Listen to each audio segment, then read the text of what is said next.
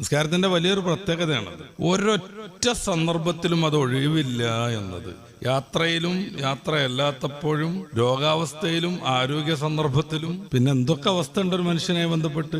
നല്ല നിർഭയത്വമുള്ളപ്പോഴും അതോടൊപ്പം നല്ല ഭീതിയുള്ളപ്പോഴും. നിസ്കാരത്തിന്റെ പ്രത്യേകതയാണത്. ചെറിയൊരു തലവേദനയും പനി വരുമ്പോഴേക്കും ഒഴിവാക്കുന്ന രീതി ചെറുപ്പക്കാരിലൊക്കെ കാണും. ചിലപ്പോ നല്ല രോഗാവസ്ഥയിലും നല്ല ആരോഗ്യമുള്ള അവസ്ഥയിലും നിസ്കാരം മുടങ്ങണില്ല. നിസ്കാരം ആരോഗ്യമുള്ള മാത്രം ചെയ്താൽ മതിയോ? അല്ല, ഏത് രോഗാവസ്ഥയിലും നിസ്കാരം നിർബന്ധമാണ്. മനുഷ്യന്റെ ഓർമ്മ എന്ന് നിലയ്ക്കുന്നോ അതുവരെയും നിസ്കാരം നിർബന്ധമാണ്.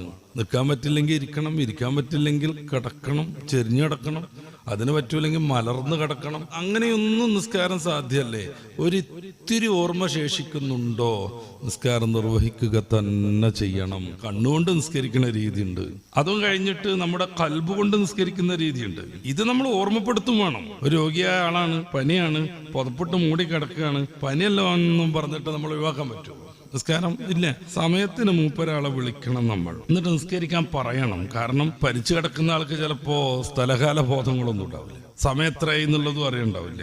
അപ്പൊ മൂപ്പൊരാൾ അങ്ങനെ ഉറങ്ങിപ്പോകും. ആ സമയത്ത് നമ്മൾ ഈ പനിയല്ലേ, രോഗമല്ലേ എന്നും കരുതിയിട്ട് ആ വിഷയത്തിൽ ഒരു അലസത കാണിച്ചിട്ടുണ്ടെങ്കിൽ ആ മനുഷ്യനെയും അത് ബാധിക്കും, നമ്മളെയും അത് ബാധിക്കും.